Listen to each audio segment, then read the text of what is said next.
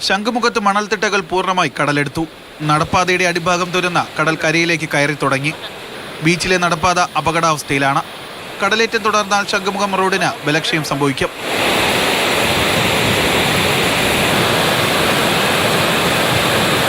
തീരം കടലെടുത്ത് തുടങ്ങിയതോടെ ഇവിടേക്കുള്ള സഞ്ചാരികളുടെ എണ്ണം ക്രമാതീതമായി കുറഞ്ഞു. ബീച്ചിനെ ആശ്രയിച്ച് ജീവിക്കുന്നവർ ബുദ്ധിമുട്ടിലായി. വിദേശികളൊക്കെ ഇവിടെ വരാറില്ല. ഇപ്പം അവർ വരുന്നത് കടലിൽ ഇറങ്ങി എൻജോയ് ചെയ്യാവാനാണ്.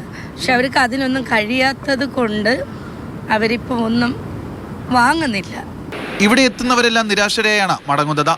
ലൈഫ് ഗാർഡുകളുടെ വിലക്കുകൾ ലംഘിച്ച് കടലിലേക്ക് ഇറങ്ങാൻ പലരും ശ്രമിക്കുന്നത് പ്രതിസന്ധിക്ക് ഇടയാക്കുന്നു. ഇവിടുത്തെ ഫിഷർമാനൊക്കെ വന്ന് ഈ മീനിന് ഇരയ്ക്ക് വേണ്ടി ഇര തോണ്ടും. അപ്പോൾ അവരൊക്കെ തീരത്ത് നിൽക്കും.